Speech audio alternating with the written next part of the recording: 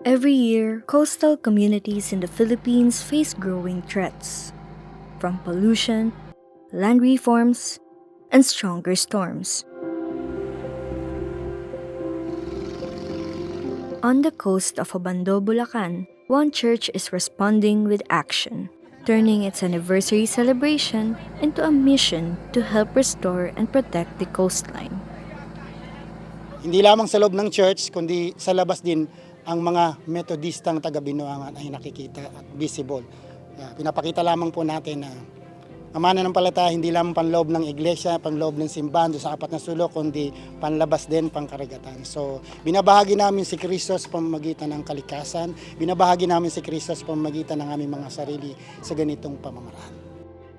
Guided by the theme, Rooted in Christ, Growing in Grace, the Bingwangan United Methodist Church marked its 121st anniversary through a coastal cleanup and mangrove tree planting activity, bringing together church members, local leaders, and community partners in a shared effort to care for God's creation and protect the coastal environment. Magandang balikan namin ang lugar na ito bilang pag-alaala sa isang misyon ng iglesia na parang medyo nalimutan namin dahil naging focus kami sa baryo mismo, pero dahil sa mga kakaibang nangyayari sa paligid, minarapat ng Binuangan UMC na ibalik ang paglilingkod na ito dito mismo sa lugar kung saan kami nagsimula. For Cedric Reyes, the UMYFP president of Bingwangan UMC, the activity became a meaningful reminder that environmental protection begins with individual action towards the growth of their community. Naniniwala ako na yung experience ko na to, ito yung gustong sabihin sa atin ng Panginoon. Etong pagbiministeryong ganito, ito yung responsibilidad natin, hindi lang sa atin bilang Metodista, kundi ito ay pagtugon natin sa ating pangangailangan bilang isang tao sa pangangalaga. Kung saan ba tayo nakatira, ang ating mga hayop, ang ating alaga, at ang mga taong nasa paligid natin, ang ating mga minamahal sa buhay.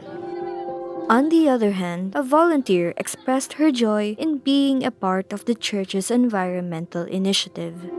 Naging masaya tayo at nag-enjoy tayo sa activities na to. Siyempre, natutuwa dahil naging part ka ng tulong sa kalikasan. Kumbaga, nagkaroon kami ng reflection dahil nagkaroon kami ng devotion bago namin gawin to. Yung habang tinatanim mo siya, na-connect ko yung kung ano yung natutunan namin kanina dun sa devotion namin, kung saan yung pananampalataya natin, katulad siya ng isang halaman na pag tinanim mo, kailangan, kumbaga kapit na kapit yung ugat natin sa pananampalataya natin sa Panginoon. Led by Pastor Joseph Palomiano, the Bingwangan UMC's environmental stewardship is an expression of faith in action. For him, the church calls to serve joyfully, to demonstrate God's love through service, compassion, and responsible stewardship of creation. Ito ay isang paraan para ipahayag din sa pamagitan ng ating paglilingkod, hindi lamang sa tao kundi maging sa kalikasan. At isa sa mga layunin nito ay maging bahagi ang ating church para po sa patuloy na pangangalaga. Kakibat dito yung pagtatanim, yung paglilinis ng mga kalat sa bahagi ng lugar na ito.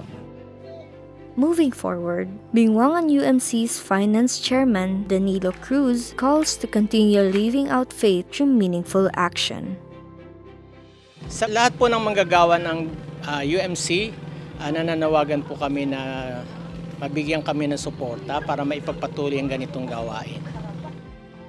With 121 mangroves planted and 50 sacks of garbage collected in the sanctuary, the congregation commits to help in protecting the coast one mangrove at a time.